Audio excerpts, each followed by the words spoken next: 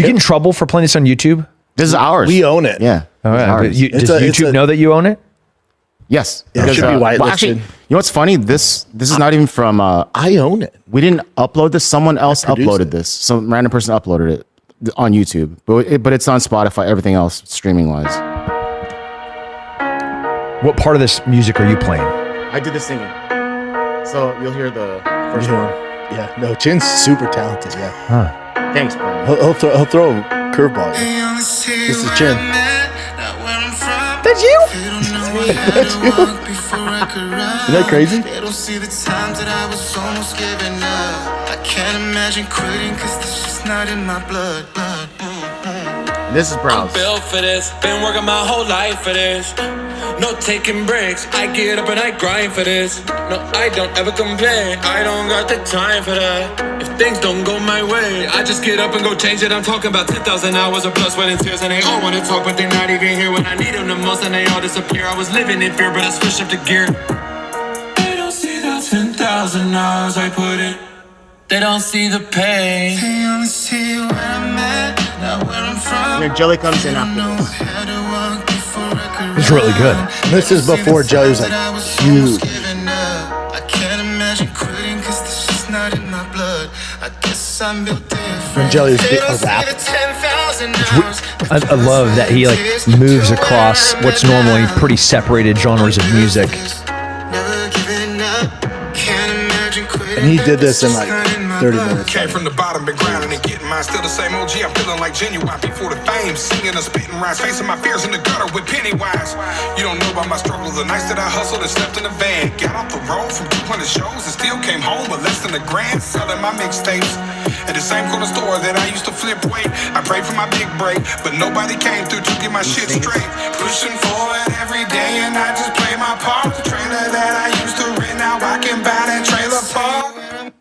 That line too. The trailer that I used to rent, now I can buy that trailer park. And he actually bought the lot. He did it. He did this, recorded this like within like. Because he wanted to be on it, and so I kept texting him, and Chin's like, haven't heard from Jelly, so I text him. He's like, oh yeah, I got to, and he doesn't wake up before like 2 p.m.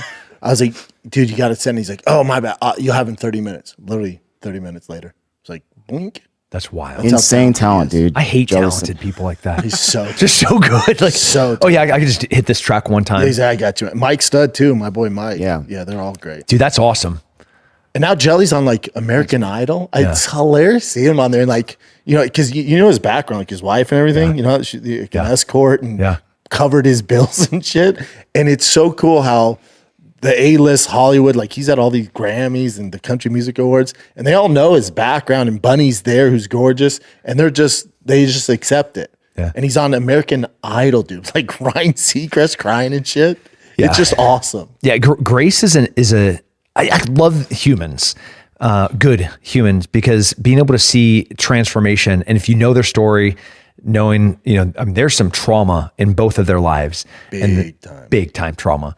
And then the fact, just like Connor and his wife, where he has nothing and he has less than nothing. Yeah. And she, as a professional escort, is covering for him financially as he's still failing. Yeah.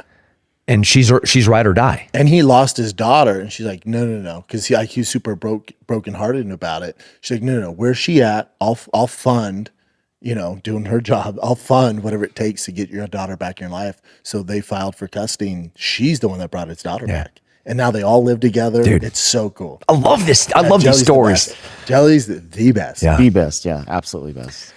Man, this we have such like this contrast in this world right now, where we have stories like that, and then like you turn on the news and you're watching missiles smash into Iran and Israel. You're like, insane. It's just the wildest time for us to be living in. I thought about it today. Like I wake up, it still feels like I'm on vacation in like Montana or some shit, or I'm back in Fort Worth at my favorite hotel.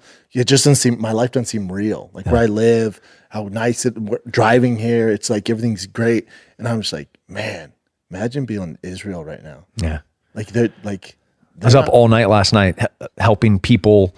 There's a bunch of Americans that were there before the war kicked off, and obviously Delta and American aren't flying flights. I They canceled all transportation, right? So the Americans that were there are still there, and they're trying to figure out ways to get out. Just like in October after the terrorist attack. So you have all these Americans like, okay, what do I do? Where do I go? Am I just going to like be staying here? I can't hop on a plane. Is someone helping them? Yeah. So I have an organization called Save Our Allies. We're founded during the evacuation of Afghanistan. And then we have been in Ukraine during the initial invasion, and then participated in rescuing like Ben Hall, who's a Fox News correspondent that got horrifically wounded and some of his colleagues got killed. We had to find him in Ukraine, get him out of Ukraine, and ultimately save his life.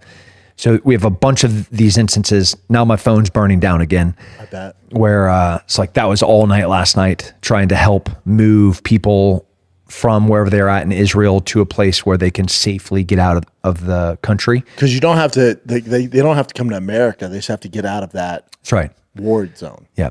And, get lily padding themselves from Israel to a place that they can get into Europe. And then, like once you're in Prague or Amsterdam or London or Paris, like you're good. And then you can obviously catch any flight. From there, you can figure it out yourself. That has to be so freaking scary, man. Yeah. So scary. Yeah. And it's who knows how this is going to go, like the direction it's going to, I don't know. And then Trump's taking a little bit of heat too, right? Yeah. Because people are like, what the hell, dude? This warmongering, what's going on here, man? From both sides, people are like, we thought that we weren't going to be dragged into a prolonged, protracted war. And here we are, it's happening. And he's like, I'm not in this yet. And then on the other side, people are like, why aren't you helping one of our allies? I know. So it's like, you just can't win. Yeah, it's him, you're not going to win. No. And then, I mean, do you have that clip I sent you, Chin? I wanted your take on this. Oh, yeah. Because it's like, Israel's bombing Iran. Oh yeah, this was that was in Western North Carolina after the hurricane. Do you want to get a conspiracy theorist? Sean Ryan just had a guy that does weather controlling. Oh God. And he was talking about Hawaii and Western North Carolina. The hurricanes and all that shit? Yeah. Really? Yeah. Guys, like, legit? Totally legit.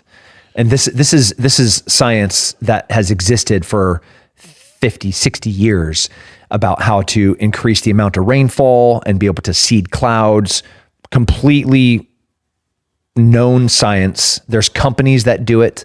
You see it across the Sahara. China does it.